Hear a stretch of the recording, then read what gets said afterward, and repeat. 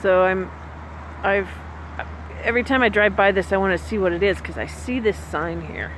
It says Ashley and Taylor. And I was thinking maybe they're sisters. There's a memorial here. And the memorial has 2 benches here with each of the girls' names. This one says Taylor Lee Searly, and this one says Ashley Ray Patnod, and there's a memorial right here. Apparently they died on the same day. They do not have the same last name. This one right here seems to be Ashley Renee Paternande, and then this one here is Taylor Lee Cleary, or Taylor Lee Searly, I guess. And the memorial here says, "Do not." Wow. It says, "Do not stand at my grave and weep." Ugh. I don't even know these girls. "Do not stand at my grave and weep. I am not there. I do not sleep.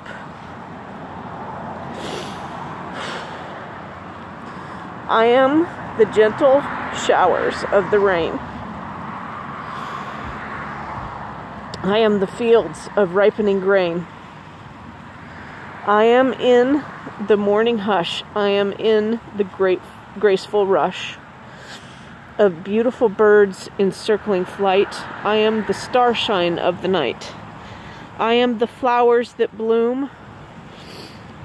I am in a quiet room. I am in the birds that sing. I am in each lovely thing. Do not stand at my grave and cry. I am not there. I did not die."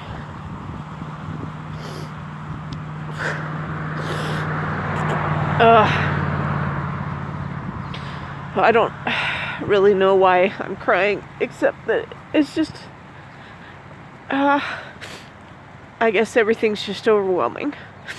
I guess I cry for the world. I cry for those who struggle, those who have lost loved ones recently and are going through this as well. And this is a beautiful spot. It just inspires tears. I mean, you get the river. This is the Clark Fork River in Missoula, Montana. And of course, you can see why I was attracted to this spot. It's 2 women holding hands. And it made me curious. And I don't know, these may be 2 lesbians. I mean, they could have just been friends. And who knows what happened to them. Maybe this was their favorite spot. Maybe, I mean, we're right by the highway. This is Highway 200 right here. Maybe they were in a car accident right here. I don't know the story. But I find it interesting that these necklaces here are almost transgender colors. But clearly they don't look transgender to me, but they may have been LGBT, you don't know. Ugh.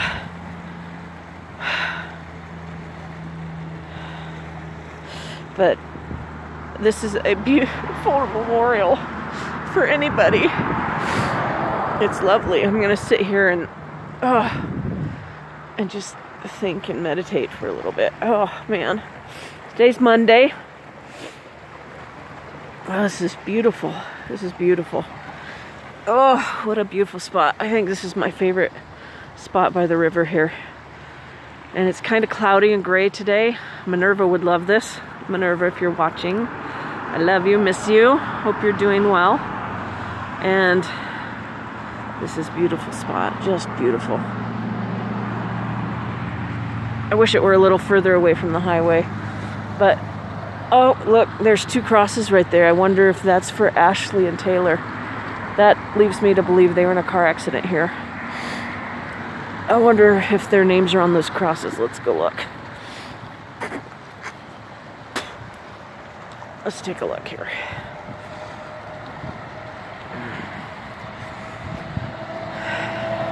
There are a lot of crosses along this highway.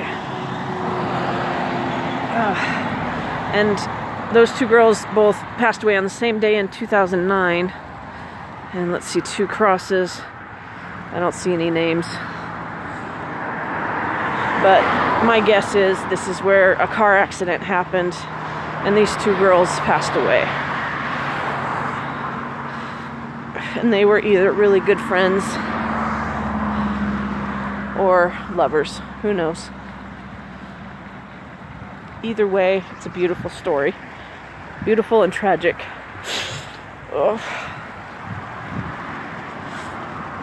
I love sitting by rivers. I have since I was a kid. When I was a kid, we used to travel a lot with Mom and Dad. And it would sometimes just be me and my sister Karen. Sometimes it'd be all the brothers too. I have 6 older brothers. Or some of the brothers, you know, it was a mixture depending on where we go. And then whenever we ended up near a river or a stream, my sister and I would go play, and sometimes there'd be other kids playing too.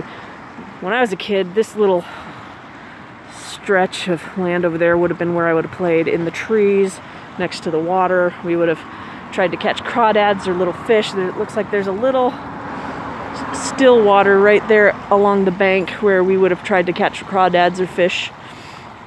In these trees, especially where there's little bunches of trees, we would have cleared away within the trees and made like a little fort or house. And sometimes if there were hills like this, we'd climb up the hills and just explore. And I'm tempted to do that, except I don't have the energy anymore. And there's a nice little bank over there. Oh, how I'd love to just spend the day exploring this area. But, this has been, I don't think I need to say what this has been. I think everyone knows what this has been. This has been a rough couple of months for everybody. And what I'm meditating on today, why I wanted to come by the river, the sound of the water calms me. And sometimes also the sound of the water gives me permission to let the tears loose. I have a hard time allowing myself to cry, even in private. It's easier in private than around people, but it seems like on camera I don't have any problem crying. I don't know, or at least sometimes. But lately the tears come a lot, and I'm sure the rest of you feel the same way. And I cry for myself, I cry for my friends, I cry for my family, I cry for the world, my community. And some of you may know I lost my dad in 2015, and it was very hard because my dad and I were close. In fact, my dad was probably the person that was closest to me. He knew me best. And it's been 5 years. And I'll be honest, I'm glad he's not here for this, because it would have been really hard on him. He was old. He died at age 85. He would have been 90 this year. This July, he would have been 90. And this would have been really hard for him. My dad is a person that likes to be out in the community, you know, shopping at secondhand stores and, you know, doing stuff out. And I mean, not that at 90, he probably wouldn't have been able to do those things, but him being isolated, I can't even imagine. I mean, he was pretty isolated the last few months of his life anyway, and I'm sure that was hard on him.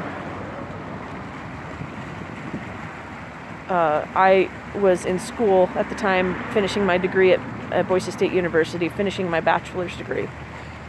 And it was summertime. It was July. I was finishing up my summer courses. It was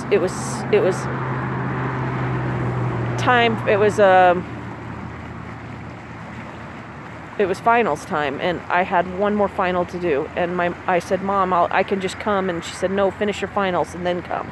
Your dad would want you to finish your finals. My dad was kind of in a a coma, but my mom and sister said, he's waiting for you to get here, but don't come until you finish your finals. Don't mess up your semester. So I had one last final, and that one final was still 2 days away, but the professor allowed me to take it a day early so that I could get out of Boise, to come up here to Montana and see my dad before he passed away. He died the morning of my last final.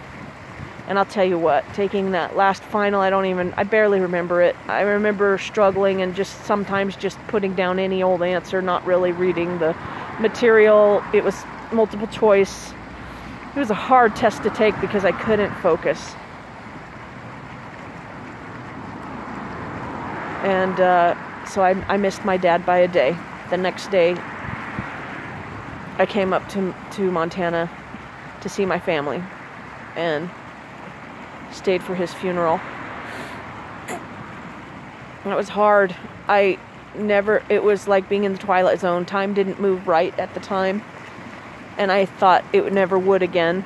I thought I would never get used to a world where my dad was gone. But 5 years later, I've gotten used to it. The pain is still there. Every time I go see my dad's grave, I cry.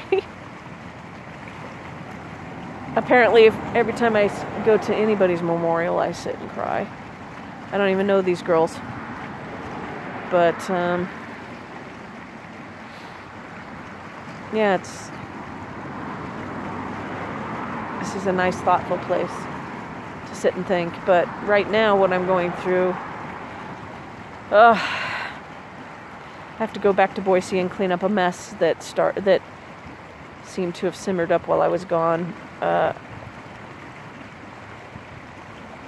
And I'm both eager to get back to Boise to my friends, but also anxious to get back because I don't want to face this hard thing that I got to face. I'll do it. I'll get it cleaned up. It's going to be hard. But it's time to come home.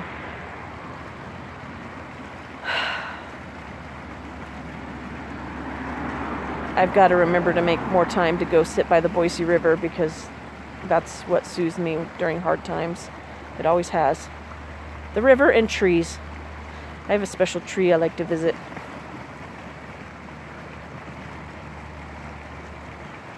Anyway, I hope everyone's doing well, and if you're having a hard time, I hope you're letting yourself cry. You can't keep those emotions in. They destroy you from the inside if you do. Uh-oh. Is that a police car or is that an ambulance? It's coming from... I can't tell where it's coming from. That way, I think. Well, I can't tell, but anyway. Alright, well, thanks for listening to me. Oh. No, that sounds like an ambulance. Ambulances, man, every time I hear an ambulance, it makes my heart skip a beat. Anyway, I'm going to go investigate. I love you. I hope you're doing well, and for those of you that are my friends, I hope to see you soon. This is Lady Lioness and Friends signing off. Wow.